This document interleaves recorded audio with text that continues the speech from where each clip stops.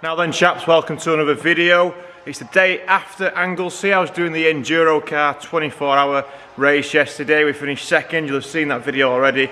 What a good time that was, right? But what happened the day before? Well, the MR2 took part in a multi-class race and it got its biggest shunt yet from the rear.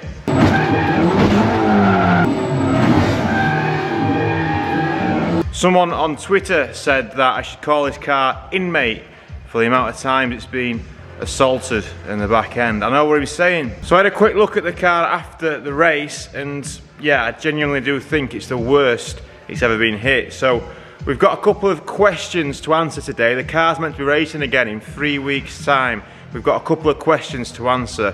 First of all, obviously the main one, is it salvageable? Do I need to reshell it? Because the chassis legs have finally been breached, right? The incident at Silverstone last year caused quite a lot of damage, but nothing on the frame was actually bent. This time, the frame is actually looking a good bit bent. So, yeah, we need to, first of all, is it salvageable? Second of all, we need to take the rear coilovers off and see what's going on, because since Croft, I've kind of felt like I'm getting no dampening at the back at all, right? I just feel like I'm on springs at the bank. It's so bouncy.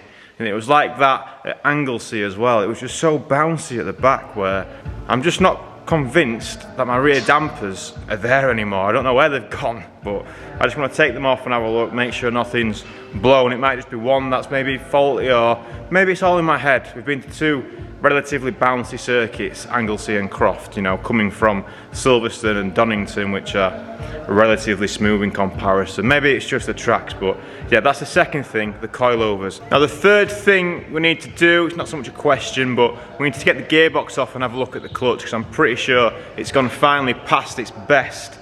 You'll have seen a few times if you've been watching the amount of times I've taken that clutch out or changed the gearbox, and the clutch looks pretty worn. It always looks pretty worn. Well, I think it's definitely time to change it now, because I was getting some really quite savage gear crunchers at Anglesey.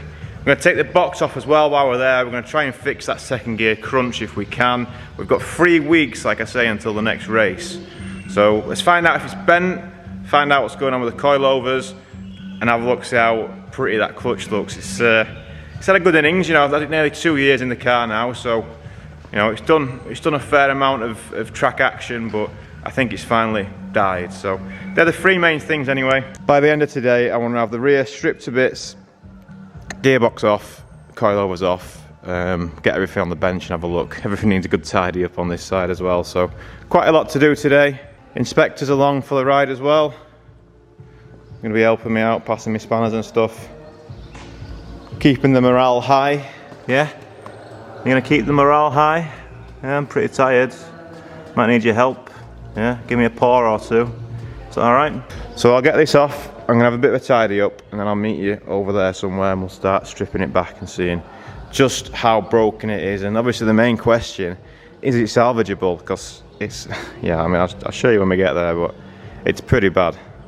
Right, had a little tidy up, and now finally the fun can begin. The fun, you say? Yes, the fun, I say. So, not the tidiest, but let's get it stripped down, get the gearbox off, assess the damage, maybe try and get this crash bar off. I don't know. I don't think we're going to get it off cleanly anyway, but BFH might be required. A big fucking hammer, yeah, maybe. But bumper is only very loosely on anyway.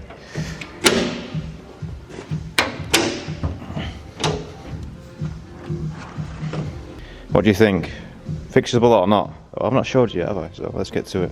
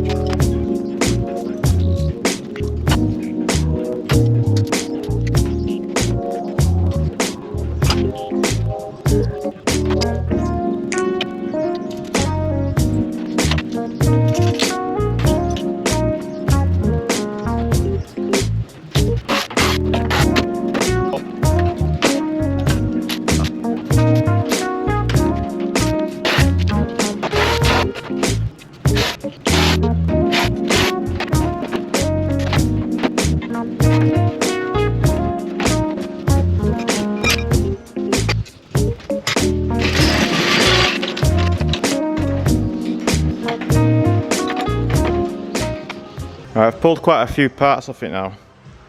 Initial impressions are something don't quite look right, but I've not found out what it is yet. So I pulled the rear quarter panel off on this side because I thought it was bent, but the quarter panel looks fine. Now, you saw it when it was on the car, it was bowed out quite a bit. It looked like the wheel was, you know, tucked right in. So I'm thinking something's either kinked to push the wheel in or something's kinked to buff the arch out. Hopefully just the latter, although I guess neither of them's quite ideal. Like when you come to the back of the car here, it does look kind of squiffy. But I'd left that arch on because I forgot I tech screwed it in, so that one looks alright, you know, to the eye at least, so I'll just leave it as it is. But yeah, something funky going on here. I lost my wheel arch liner in the crash as well, so I guess it's probably time to let the wheel arch liners go. On this car at least. I might have just found a potential reason for why the rear of the car feels unstable. Maybe it's not the coilovers. That engine mount, the bolt is completely missing. There should be a bolt through there. Just tried rocking the engine with my hands and it's not like, you know, super loose or anything, but when the car's going flat out, maybe that'll be more of a problem. So maybe that fell out at Croft or before Croft. I've still got the front engine mount and the rear engine mount, and the side one, that doesn't do a lot, but this one's quite an important one. At least getting the gearbox off is now going to be a little bit easier, but yeah, that could have been the problem. So. Right, would you like to hear some analysis of the crash from someone who is completely unqualified to tell you anything about structural engineering or anything like that? Just thoughts, right? Thoughts and prayers. I don't think it's that bad, right? I think, with an F, I think that it's going to be alright. Now the chassis legs here look straight after the crash bar. Yeah, pretty mangled, right? Pretty mangled there. Same on this side. Pretty mangled. The bolt holes to get the actual crash bar off, yeah, not so great. And even worse, yeah, really misaligned there. But the rest of it seems alright. I don't know why the wing was out though. That's the one that keeps coming back to me. Why was the wing poking out so much? This is obviously less than ideal, yeah. This is not good by any means, but the MR2s have this subframe at the back, yeah. And they have the rear roll bar there as well. And I feel like those items have kept things strong at the rear, right? I mean, I'm guessing, right? I should really get some measuring done. There are things you can measure to see how bent it is, right? But because we've got that subframe there, the roll bar mounting points and everything here looks straight. I can't see any, you know, anything major. You know, the gearbox and engine all look like they're in the right position. All of these arms, they all look like they're in the right position. They're all level. None of my paint marks have moved, you know. This is why you measure it, obviously, because things can look right to the eye and not be so when you actually measure them. But if it tracks up all right, if it lines up okay, then am I really that concerned? I really do think it's just these bits here that are bendy. But yeah, I don't think it's that bad. What do you think? Yeah, she doesn't think it's that bad either, so, you know, sleeping on the job though, that's not good. Can't be doing that. Alright, both rear coilovers are off the car.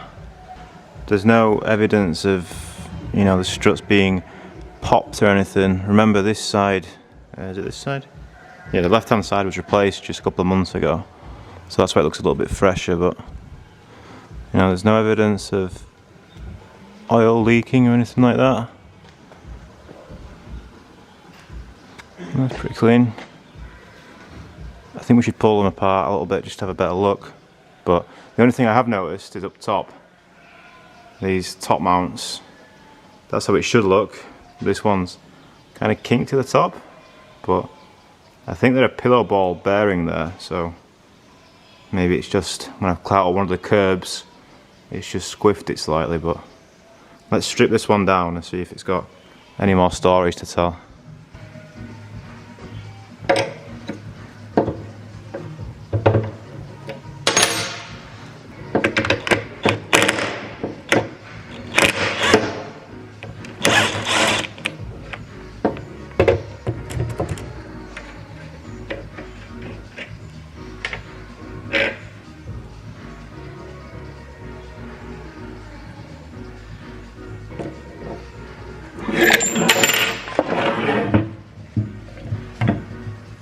Yeah, there's nothing really untoward here. Untoward? Untoward?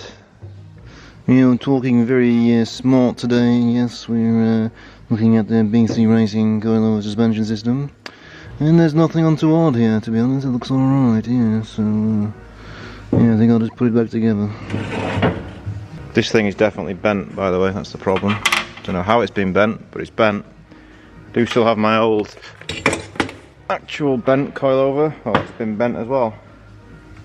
This is the one that bent in the crash, but looks like that little top part piece thing is also bent on that, so we won't be using that. Put you back there, mate. Okay, nope, these seem all good. Nothing bent, nothing broken, nothing bust. Look alright. So yeah, that was worth doing though, just to be sure. I was stung last year racing on that one, like I said, and the bent arm, wherever that's gone. Got to be double sure. With the suspension arms and stuff, they'll be coming off at a later date. I'm not going to rush into that. I'm pretty sure they'll be fine, but you know, we should probably take them off and just be sure. But I think they'll be fine. I've managed to flatten this out a bit now as well. I'm pretty sure it's just a dust cover, looking at the other coilover, but also where the top nut sits on. So I don't know, but it's pretty straight now. I got some weird stuff happening, so I'm just about to drain the gearbox out so I can take the gearbox off. And just as I started to remove this sump plug here, the gearbox started hissing, which I've never had before. If I can just... You heard that, right? Never had that before. It's like... It's almost like I'm letting air in and it's gurgling, or... Gurgling, gargling. But let's see what the oil looks like. Yeah, reasonably clean. I was thinking of reusing this oil because of Yorkshire spec, but I've got some spare of it anyway, so I don't need to buy any more. Other than for two, it's probably got a lot of synchro or a lot of gear in it after all the crunches and stuff that we've been doing. It looks pretty minging, but I don't think it's that bad. Not sure why it always looks a bit like this when it comes out. Maybe it's just to do with air in the oil, maybe? Or maybe it's just because this pan that it's gone in has been used for everything under the sun. But yeah, there's a few, everything you can see there is just air bubbles. And then on the magnet itself, there's a little bit of swarf, you know, little bits of swarf, but nothing major. Just putting the coilovers back on, and I'm wondering if this, where it got bent last time, could have made a weak point and it's bent even more, which is why everything looks a bit daft on this side of the car. But I don't know, I can't really evidence it. That's pretty obvious, like something went wrong there before, right? But still not found anything damning to the shell. I think that's how it looked before. Kind of would make sense for it to bend there though, if this bit's held strong by the subframe and this bit's held strong by the roll bar bracket, so it gets a big shunt here. And then, does it go to the next weakest point, or would it? Not sure, mate.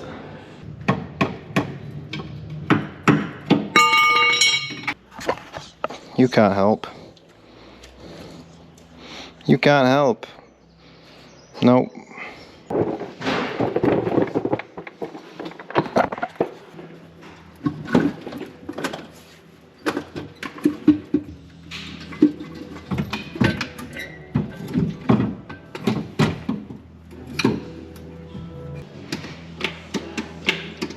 Right, we're all done pretty much on the car front. I've just put a bit of tricky wood under there just to balance the engine a bit better. I can stay at that for a little bit. Everything's happy for now. Got the clutch off, right? And it's not really deteriorated since the last time we saw it. But I feel like now is the time, you know, I've said that many times now that I'm going to change this clutch because of, you know, the material missing. So if you look just on some of the edges, yeah, you can see where there's bits of material missing. So yeah, that's the clutch, still plenty usable, but I'm probably going to look at replacing it just because I've put that clutch back in so many times now and it's, you know, showing somewhere, isn't it? But I was just playing with the cables again, and I think this, see the gear shifter doing the side to side, I think it's this cable which is not so healthy, the side to side one, but the one that goes front and back is actually visibly kinked. Maybe not to you, but yeah, the cables just aren't in good health. The problem is, what I always do, or what I've done so many times now, when I'm removing the engine or when I'm removing the gearbox, I'll either forget to disconnect them, or more likely they get stuck somewhere because it's just fucking shit where it comes out. They'll get stuck somewhere, and then I'll, you know, trap them and kink them. And once they've kinked, you know, once you've kinked a wire once, that's it, you're done. So, yeah. Anyway, I've got some more from Mr. J-Spec somewhere. I think they're at the back. So thanks, Mr. J-Spec. We'll get them on when we put everything back together. Some nice new fresh shifter cables with fresh bushes as well. But yeah, the clutch looks alright. So just to end the day then, I'm going to strip this down a little bit, just to have a look how that second gear synchro looks. I think out of probably the, let's say I've used it 50 times, or tried to use second 50 times since this box has gone in. Every time on the way up the gearbox, absolutely fine. But on the way back down from third to second, crunch every single time. I'll not bore you with another teardown video. Let's just do the old clicky. We've not done the clicky for a while. Oh, misfire. Right then. That actually went really well. It's almost like I've done this a few times now. No broken teeth, no snap bolts, no argy-bargy. The only thing that gave me a bit of stick was, what did I have to do? Me forget already. Oh yeah, one of the Allen cap head things for the detent springs rounded off for some reason. So yeah, I had to get the Torx T45, sacrifice itself, and got hammered in there. Fucking focus, you fuck. Nah, never mind, you have to take my word for that. But yeah, anyway, so the synchro is that one there, the one, well, I say synchro, let's just say that is the second gear synchro. Is that giving me the problem? Well, does it look that bad? Yeah, it doesn't look new, does it? But I've got a selection out of all my other synchros and all my other bits. I had a bit of a disaster midway as well. The tough crate ain't so tough after all. Decided to shit its pants. That's why it's flipped at the minute. You know, it's done a 180. It's on its head. It's going to stay there for the foreseeable. I've got my synchros out anyway, so these are two shafts which are just chilling. And just, you know, I'm not a wizard on this synchro or anything like that, you know, I'm not expert. But I've just been trying to compare what I've got in my spares, which is these shafts here as well as this. I found a loose second gear synchro as well, just chilling. I've just been comparing that against what I can see here, and I can't see that much, to be honest. So I think what I'm going to do is strip it down a little bit more and see if maybe there's a problem with the hub or something. So remember, it grinds every time going into second on the way down this thing, but not on the way up. So this is in first gear now, yeah? So first gear, second gear. That doesn't crunch at all, right? But it's when the next one goes from, it was in third already, but when the next one goes from third to second, goes down the box, that's when it does its punch. So it might not be the second gear synchro, it might be something else. If it was second gear synchro, it would do it every time, right? First to second, not just second to third. Not just third to second, sorry. I'm tired, man. Anglesey really knackered me. We've done a good stint today, it's 7 PM, so we've done a good stint. About 7 hours or something.